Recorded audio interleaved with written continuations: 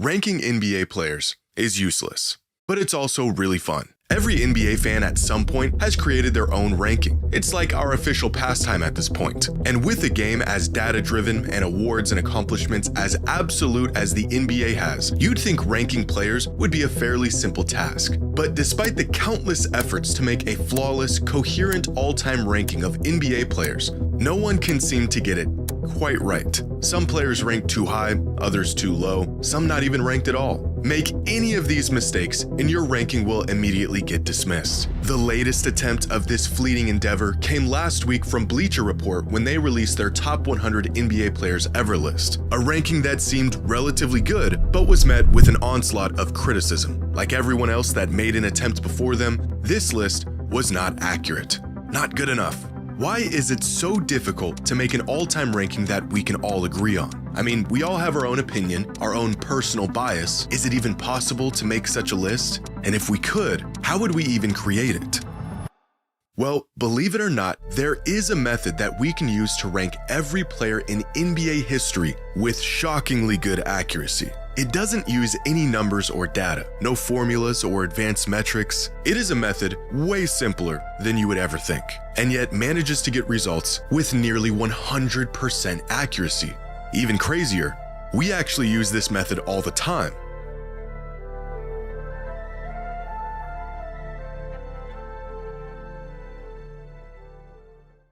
Today's video is sponsored by SeatGeek. Whether you're looking for concert tickets or the best seats at the game, SeatGeek has it all. The #1 rated ticketing app with over 28 million downloads. On SeatGeek, there are more than 70,000 listed events from sports to concerts to festivals and more. For years now, I've been exclusively using SeatGeek to find the best tickets for everything, including my Blazers, where I can browse seating, search for tickets, and get the best deals. And with every ticket backed by their buyer guarantee, once I buy my ticket, I know I'm good to go. And right now, you can get 10% off any tickets by downloading the SeatGeek app and using the promo code Jimmy10. Just click the link in the description to download the app and have the code automatically added to your account to use at any time. That's promo code Jimmy10 for 10% off any tickets, only on SeatGeek.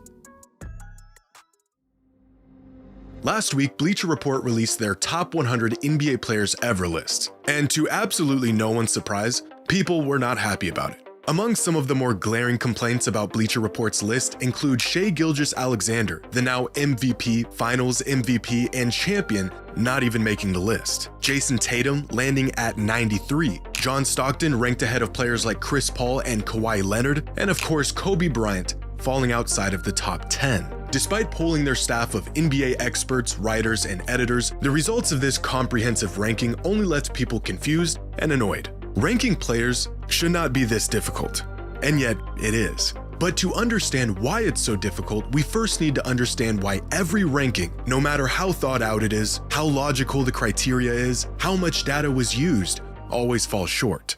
One popular approach that some fans and experts have taken over the years is the formula method. Create a point-based system and apply those points to various factors like career stats, accolades, and impact to make an objectively accurate ranking. A method that has been tested countless times with varying levels of success. Last year, John Hollinger, longtime NBA analyst and a man credited with creating some of the first advanced NBA statistics, created a formula to determine his all-time top 100 list. His criteria being a point-based system that put varying levels of weight into factors like MVP shares, Finals MVPs, win shares, and career box plus minus. A formula that resulted in LeBron as the GOAT, Jordan 2nd, Kareem 3rd, Duncan 4th, and Karl Malone 5th all time. This list also features Harden at 13, Hakeem at 19, Steph all the way down at 27, and Isaiah Thomas at 65.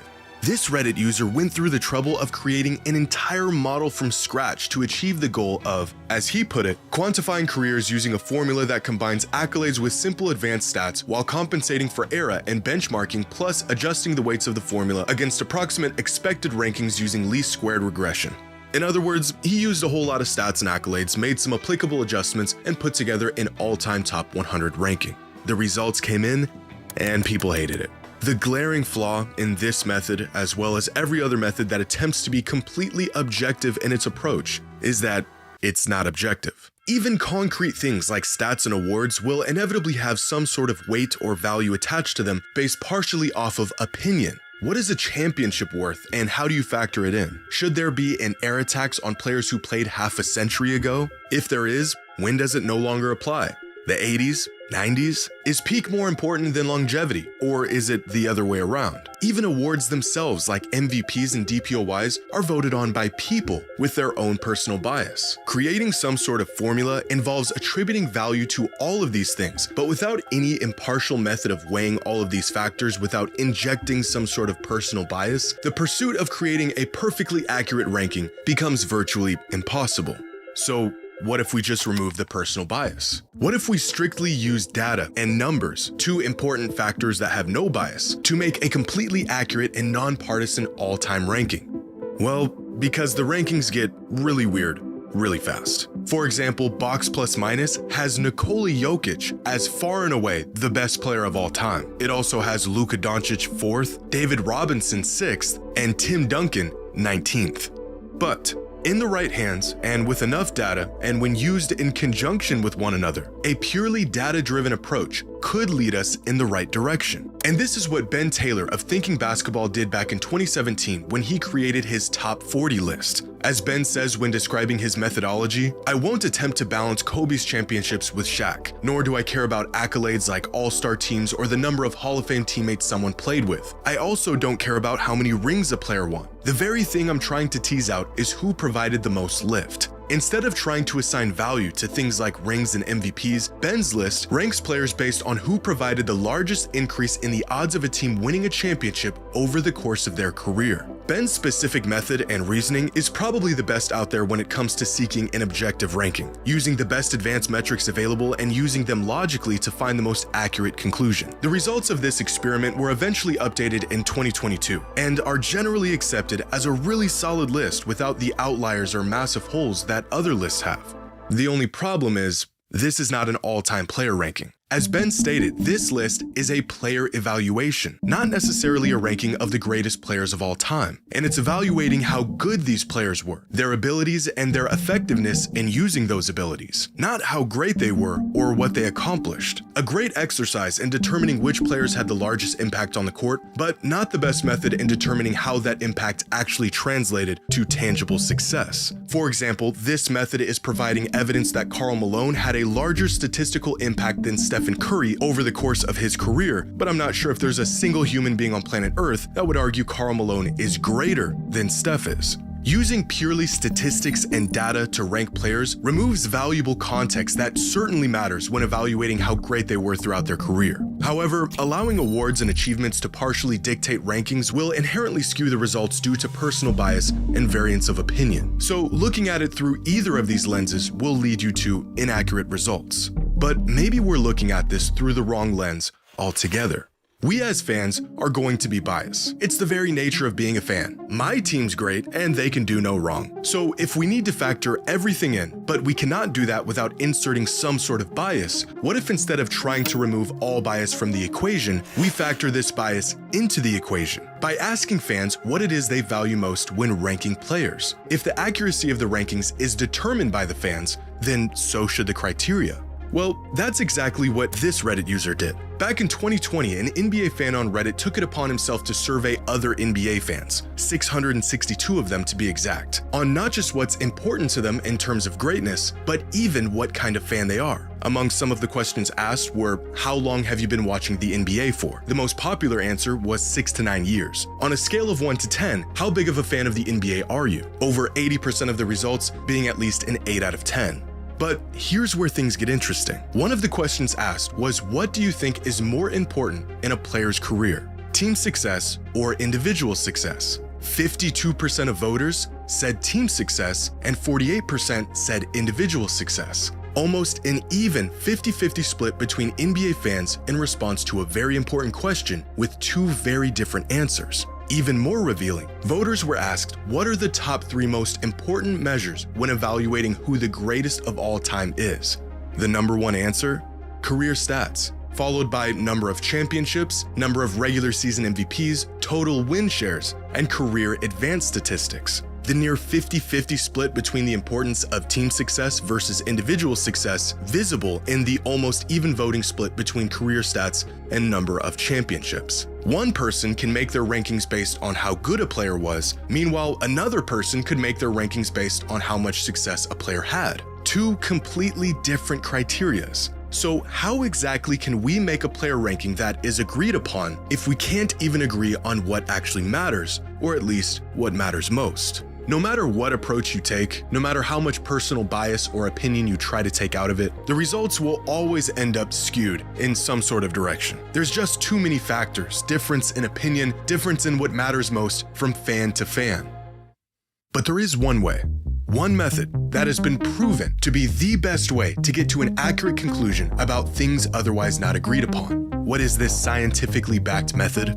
It's the exact one Bleacher Report used. Ask people. Have you ever seen the show Who Wants to Be a Millionaire? Let's play Who Wants to Be a Millionaire right now. It was a game show where contestants would answer a series of multiple choice questions, with each correct answer winning them more money and progressively getting more difficult until the eventual $1 million question. Now, this game show would feature one sole contestant at a time who had to answer these questions by themselves. However, each contestant was granted what were called lifelines, tools the contestant could use to help them answer difficult questions. These 3 lifelines were 50-50, eliminate 2 of the 4 options in a multiple choice question, leaving the contestant with a 50% chance of getting the right answer. Phone a friend, where the contestant could call a friend live on the show for help. And the third one was Ask the Audience, where each member of the audience would vote on what they thought was the correct answer to any given question. All of these lifelines were valuable, but one of them in particular resulted in the correct answer far more than the others. The 50-50 lifeline, as the name suggests, got contestants to the correct answer about 50% of the time. Phoning a friend resulted in contestants getting the correct answer 66% of the time.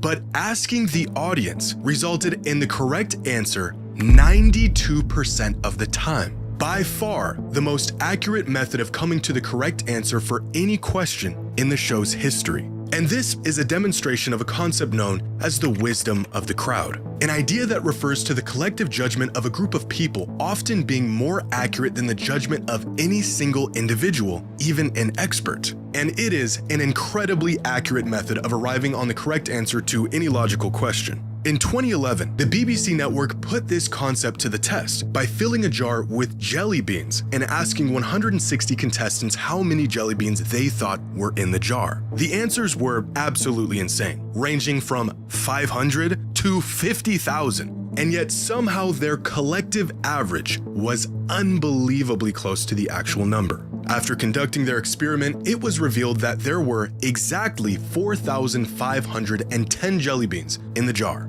The average guess among all 160 participants? 4,515.